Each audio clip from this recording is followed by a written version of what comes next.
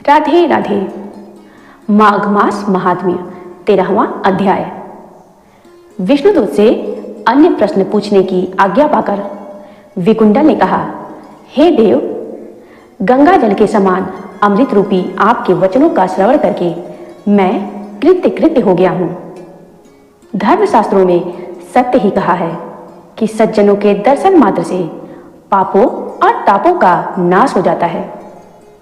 आपने अपनी ज्ञानपूर्ण बातों से मेरे अज्ञान और संदेह का नाश किया, तथापि मुझे एक कष्ट से और मुक्त करने की कृपा करें।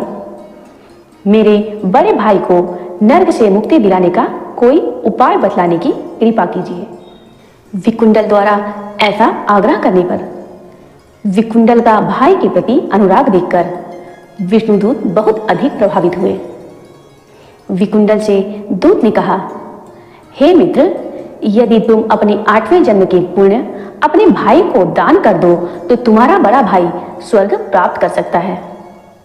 विष्णुदूत के ये वचन सुनकर विकुंडल ने कहा, मैं अपने भ्राता को नर्क से मुक्त कराने के लिए अपने 8वें जन्म के पुण्य दान करने को तैयार हूं, किंतु मुझे अपने 8वें जन्म की कोई स्मृति नहीं है। कृपया मुझे मेरे 8वें जन्म के बारे में विस्तार पूर्वक बताइए।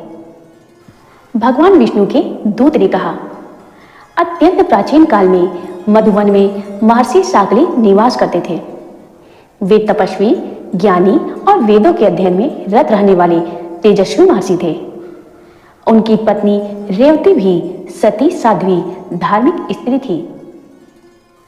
रेवती ने 9 पुत्रों को जन्म दिया।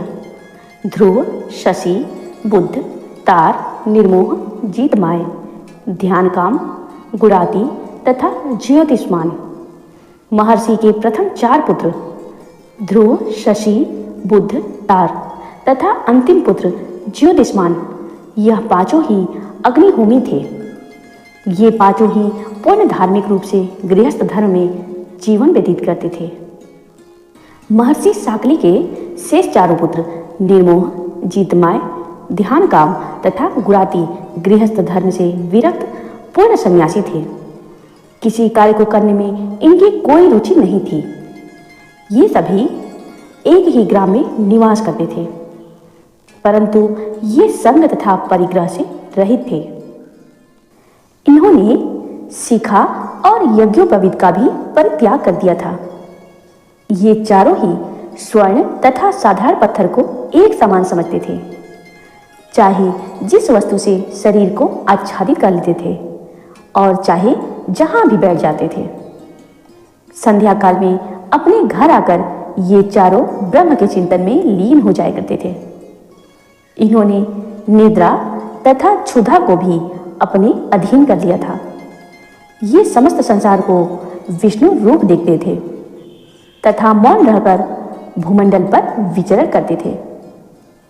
इन्होंने काम, क्रोध, लोभ, मोह, अहंकार इत्यादि को जीतकर सांसारिक और भोगों को त्याग कर अपने मन सहित समस्त इंद्रियों को वश में कर रखा था।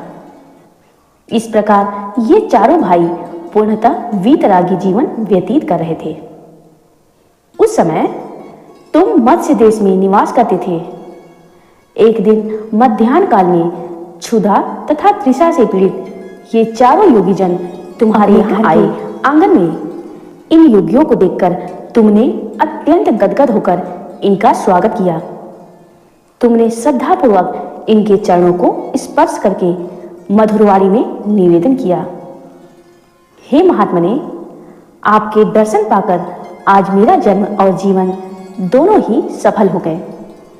आपके दर्शन ईश्वर के दर्शन के ही समान है। इसके बाद तुमने उनके चरण धोकर चरणोदक को सिर पर धारण किया।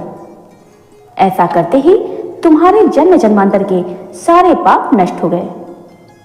फिर तुमने उन सन्यासियों को उत्तम स्वादिष्ट पकवानों तथा मिष्ठानों का भोजन कराया। रात्रि में भी सन्यासियों ने तुम्हारे यहाँ विश्राम किया। उन्होंने संतुष्ट तथा प्रसन्न होकर अपने नियमानुसार रात्रि भर भागवत भजन किया। उस जल में उन सन्यासियों का स्वागत सत्कार तथा अतिथि सत्कार करके तुम्हें जितने पुण्य फलों की प्राप्ति हुई उनका कोई वर्णन नहीं कर सकता।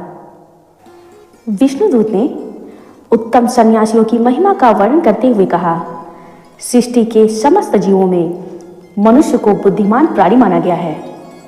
मनुष्यों में भी ब्राह्मण को श्रेष्ठ कहा गया है। ब्राह्मणों में विद्वान ब्राह्मण को कृत बुद्धि कहा गया है। कृत बुद्धियों में क्रिया करने वालों को श्रेष्ठ और ब्रह्मवादियों को सर्वश्रेष्ठ कहा गया है।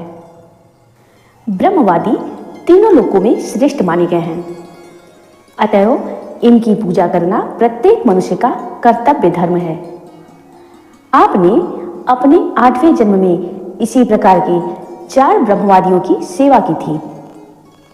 विष्णुदूत की ये बातें सुनकर विकुंडल ने उसी समय अपने 8वें जन्म के संचित पुण्यों को अपने बड़े भाई को दान कर दिया। इससे उसके ज्येष्ठ भ्राता को तत्काल नरक से मुक्ति प्राप्त हो गई और कुंडल भी विकुंडल के निकट आ गया। उन दोनों भाइयों पर देवताओं ने पुष्प वृष्टि की तथा विष्णुदूत उन्हें स्वर्ग पहुंचाने के पश्चात दोनों भ्राताओं द्वारा पूजित होकर विष्णुलोक को लौट गए।